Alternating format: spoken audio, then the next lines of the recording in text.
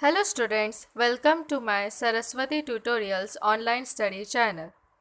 Here in this video, we are going to study about class 12th chemistry subject, first chapter solid state. Let's start with the introduction part of the chapter solid state. Before introduction, can you recall session is also given. In that, the first question is, what are the three most common states of matter? Before solving this question, first of all, let's understand about what is a matter. Matter is nothing but any substance that occupies space and has mass is a matter. Means from a small atom or from a small particle in the universe to the largest star, all are matters. Here, occupying space, it means volume. Here, state means condition. Condition of the matter's existence. That's the states of matter. This states of matter is divided into three subtypes, that is solid state, liquid state and gaseous state. So here we have got the answer of our first question. Let's see the second question. The second question is, how does a solid state differ from the other two states in terms of volume, shape, effect of temperature, pressure, and motion of constituent particles and interparticle forces? According to that, I have drawn a table here in which I have classified solid, liquid, and gaseous state along with their properties. Properties volume. Solid has a definite volume, whereas liquid and gaseous state substances have indefinite volume. Then solids have definite shape, liquid and gaseous have indefinite shapes. Then effect of temperature and pressure on solid leads to change is slight. Change seen is slight in shape and volume. But in liquid, this effect affects more. That is, more changes are seen in liquid states.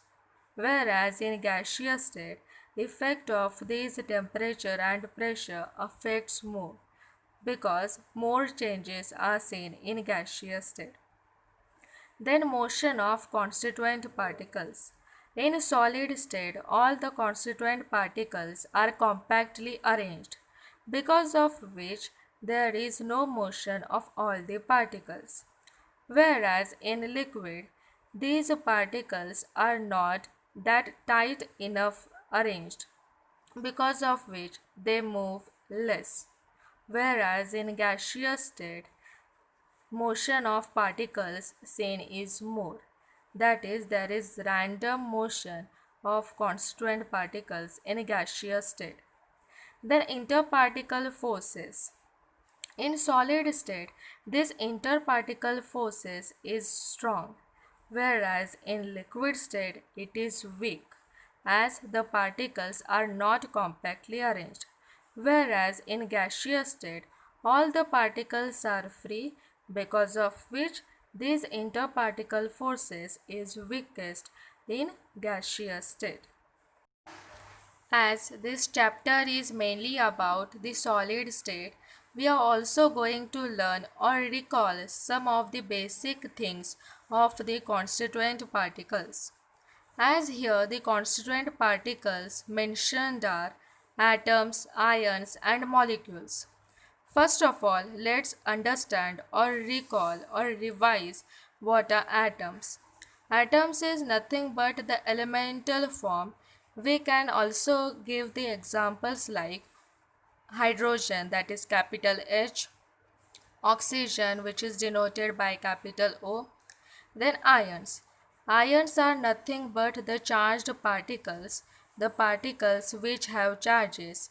The positively charged particles are called cations and negatively charged particles are called anions. Then are molecules.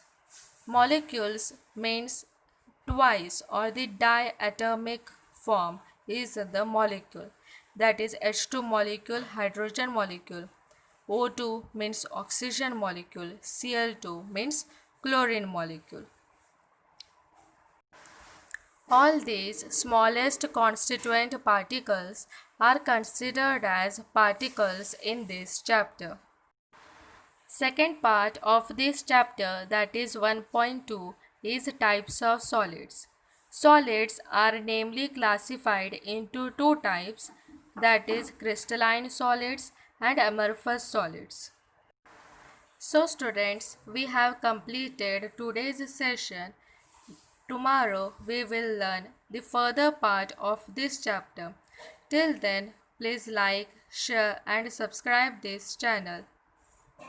Thank you.